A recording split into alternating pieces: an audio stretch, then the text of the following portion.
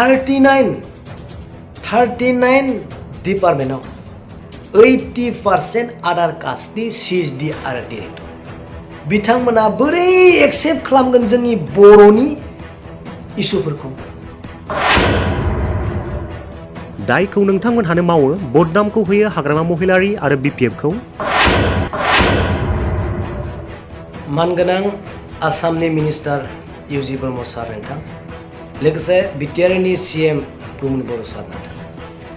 नोंथांमोना दायखौ मावो बदनामखौ होनो नागिरो हाग्रामा महिलारि आरो BPF खौ मोनद' VCDCफोरखौ ST रिजार्भेसन समष्टिनिफ्राय दानख'नानै जेनेरेल MLA समष्टियाव सामिल खालामहोबाय बनरगाव आनसलिकनि सिङाव थानाय 6टा VCDC कमसे कम 100टानि गोजौआव मोनसे VCDCआव 20टा गामिब्लाबो 100टा गामि हयथ' जानो हागौ मोनसे VCDCआव 30टा गामि थानो हागौ अब्ला 100नि गोजौआव गामिफोरखौ बर' गामिफोरखौ ST रिजार्भेसन समष्टिनिफ्राय दानख'नानै जेनेरेल MLA सिटआव बिथांमोनखौ सामिल खालामबाय बेफोरबादि गाज्रि जागायजेननाया बबेनिफ्राय जादों सों प्रमद बर' बिथांनाव दिनै बेफोरनि जुरिजेननाया बबेयाव बेफोर गाज्रिनि जुरिजेननाया बबेयाव सों प्रमद बर' सार बिथांनाव सों प्रमद बर' बिथांनाव UPPL नि दैदेनगिरि बरनगाव आनसलिक नोंथांमोना मानो सासेबो बर' अफिसार लाबोनो हाया प्रमद बर' सार बिथांनियाव UPPL नि दैदेनगिरि नोंथांमोन बनरगाव हाग्रामा महिलारिनि दिनाव 19टा सार्कोल अफिसाव 11 आरो 12 जन सोरबा एडिसियानो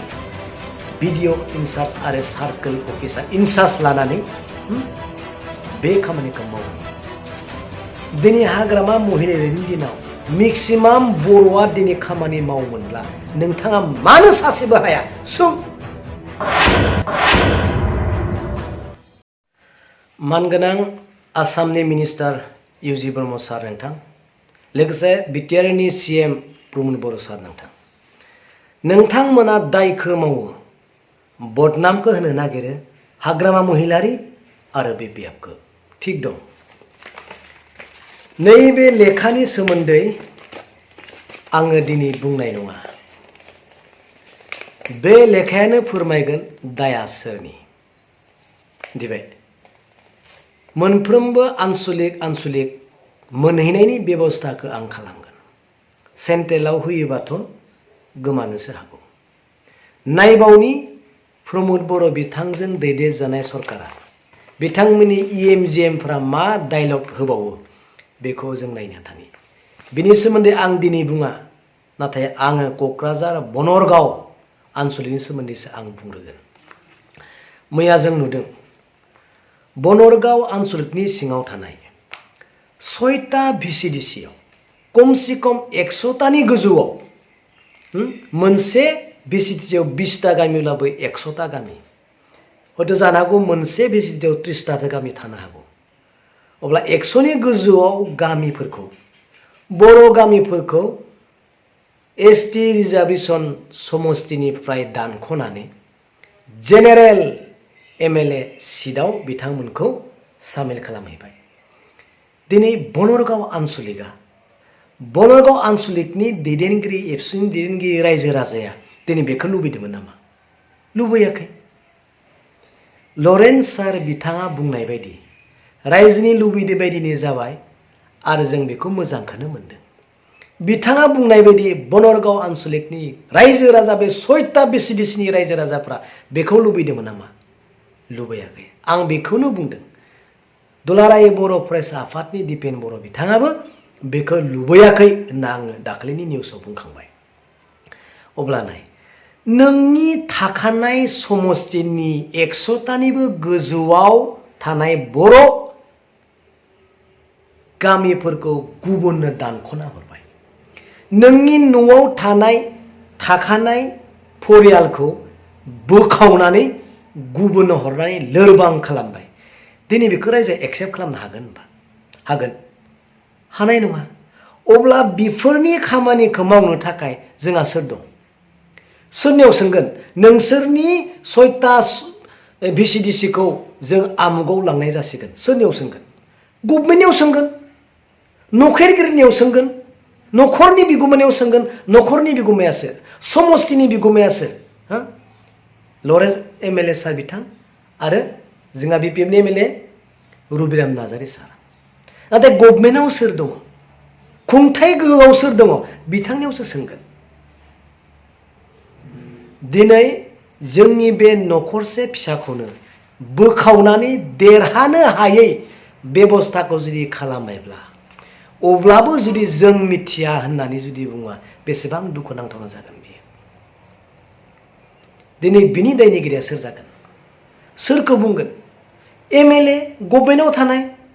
बिनि अनगासो दङ रायजोआथ' मिथिया रायजोआथ' दिनै बिथांमोनखौ बेफोरबायदि खामानिखौ मावनोनो दिनै देरहाहरदों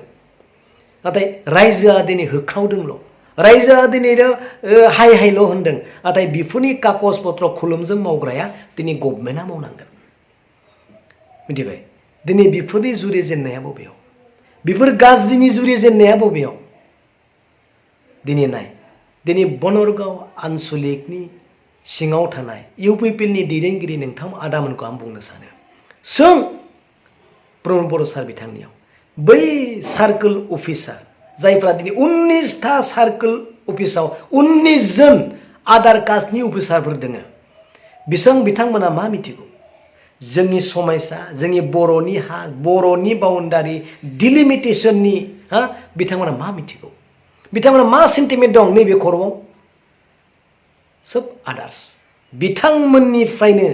जोंनि गाज्रिनि जुरिजेननाया दिनै जागायदों मिथिबाय BTC सेक्रेटारियेट अफिसाव 3 आधार कार्ड अफिसार दङ बिथांमोनखौ आउट खालाम बे BTC अफिसनिफ्राय समफोरनिफ्राय बिनि अफिसनि परिबेसा मोजां जागोन मिथिबाय 39 डिपार्टमेन्टआव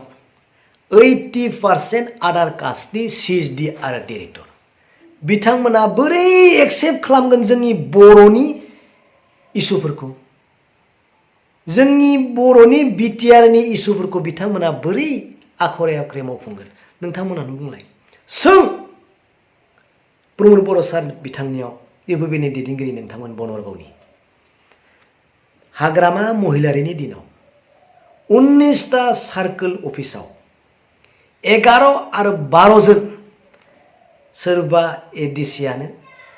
BDO इनचार्ज आरो सार्कोल अफिसार इनचार्ज लानानै बे खामानिखौ मावोमोन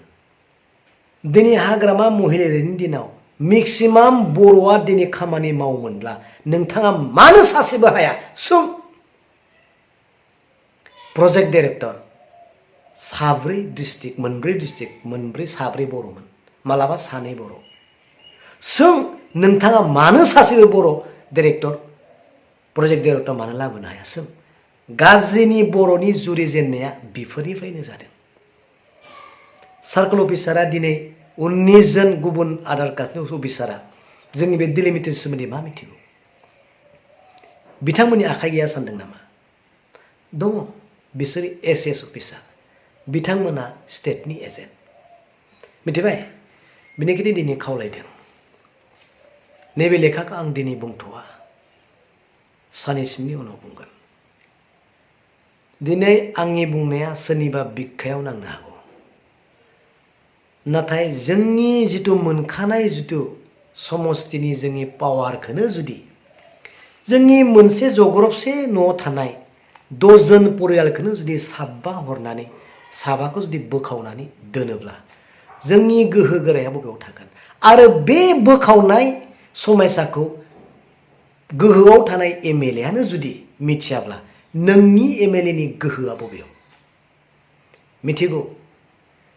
बेफोरनि गुदिनि जाहोनासो रायजोआ मोजाङै मिथिगौ जोबनायाव आङो फिनिशिंआव फैनो नागिरदों जेबो जुदि जायाब्ला BTR गभर्नमेन्टआ बुं जों बे डिलिमिटेशननि सायाव 1% जों सन्तुष्ट नङा हो हाइ कर्टनि साहारा ला सुप्रिम कर्टनि साहारा ला आरो बिनि सिगां बे बिटिआर गभर्नमेन्टआ केबिनेट डिसिसन लानानै स्टेटआव हर स्टेटआ एमएलए UPPL नि एमएलए BPF नि BJP नि बिथांमोना ज' जानानै स्टेटखौ नारसिननांगौ बिनि अनगा आरो जेबो राहा गैया जेसेबां होज्रि खावब्लाबो जों बिनि फिथाइ मोननाय नङा सरकारानो गुदि सरकारानो खालामो सरकारानो बयनिख्रुइबो पावार बेनो आरो बिनि जेबो राहा गैया